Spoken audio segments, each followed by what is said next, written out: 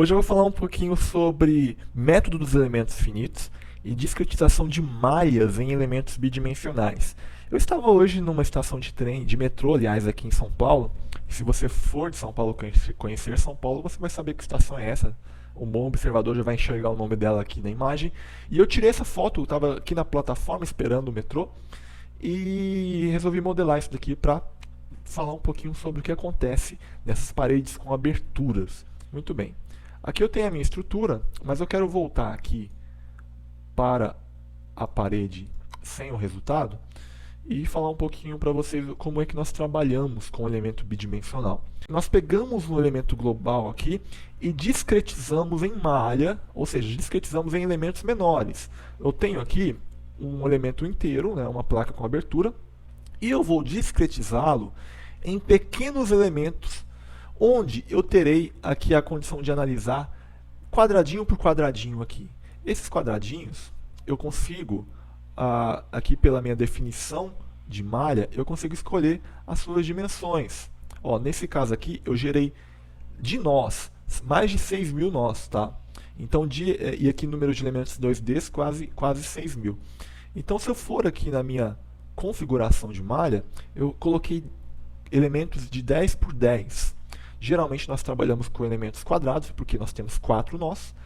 E quando não é possível, por exemplo, em borda de elemento, nós trabalhamos aqui com elemento triangular de 3 nós. Aqui nesse elemento quadrado é justamente o princípio, a discretização de um elemento finito. Nós pegamos o elemento global e discretizamos em elementos menores, e cada nó aqui terá graus de liberdades. Eu vou mostrar para vocês aqui a indicação do nome do elemento e do nó. Temos aqui o elemento, temos aqui 4 nós. Cada nó aqui, esse nó terá translações em torno de x, y, z e rotações em torno de x, y, z. Agora, para processar tudo isso, porque é por cálculo diferencial, é muito complexo. Então, por isso que nós usamos ferramentas computacionais. E olha quantos nós temos neste elemento. Evidentemente, eu estou sendo um pouco precioso aqui, muito preciso. Eu poderia trabalhar com malhas um pouco mais espaçadas, só que eu estou mostrando para vocês que você pode fazer isso. Quanto mais número de elementos, mais demorado será o seu cálculo. Entretanto, o seu resultado será mais refinado. Um grande problema surge nas bordas. Por quê? Quando nós mudamos de direção aqui, chegamos na borda, a condição de contorno é muito diferente. Então, o que nós fazemos? Nós refinamos. Passamos aqui de um quadrado de 10 por 10, e eu coloquei aqui no refinamento local de malha, que eu pedi, refinamento de borda de elemento 2D, eu pedi com 5 centímetros.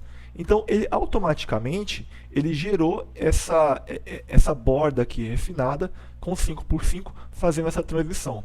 Existem softwares que não fazem isso. Você tem que fazer isso manualmente, essa transição de um 10 por 10, de um 5 por 5, por exemplo. Muito bem, eu calculei, né, vou rodar aqui esse elemento e vou mostrar para vocês os resultados. O princípio aqui é o seguinte, pessoal. Nós temos uma parede que possui uma rigidez.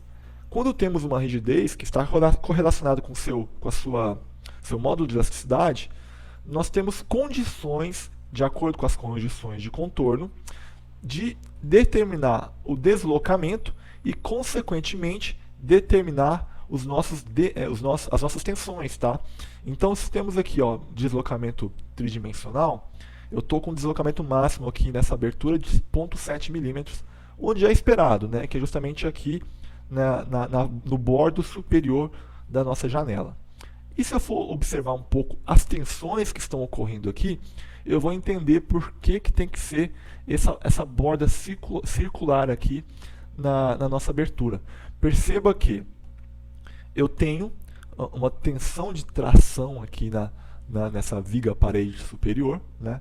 Só que aqui nessa borda, que poderia ser uma quina aqui, existe uma resultante de componentes que esmaga o concreto. O azul aqui é comprimido, vai esmagar esse concreto e por isso irá formar aquelas trincas aqui de cisalhamento a 45 graus. Então, ao colocar a geometria circular, eu estarei favorecendo essa distribuição de tensões aqui neste local. O mesmo ocorre aqui desse lado, porque é simétrico, né? Nosso elemento. Aqui embaixo, na face inferior, no bordo inferior, também está ocorrendo tração, e aqui campos comprimidos, só que com uma magnitude de esforços menor. Então, com nossas ferramentas computacionais de método dos elementos finitos, nós conseguimos simular esses elementos e aberturas em paredes, neste caso com uma parede de metrô, com carregamentos elevados, onde devemos ter todo o cuidado para estimar aqui nossos locais de aço. O concreto ele plastifica muito rápido, então quando ele plastifica, já no início da deformação, ele já recruta o aço, então tudo isso aqui entra em equilíbrio. Então por isso que nós usamos a análise computacional MEF para dimensionar qualquer tipo de elemento, concreto, armado, estrutura metálica, seja ela composta por barras ou frames, né? Seja ela composta por plates ou placas bidimensionais. Então é isso, pessoal. Toda vez que você for no metrô, alguma estação, alguma estrutura robusta, olhe para a estrutura e comece a enxergar tensões aqui em qualquer tipo de elemento, porque isso é um exercício muito legal para todo engenheiro.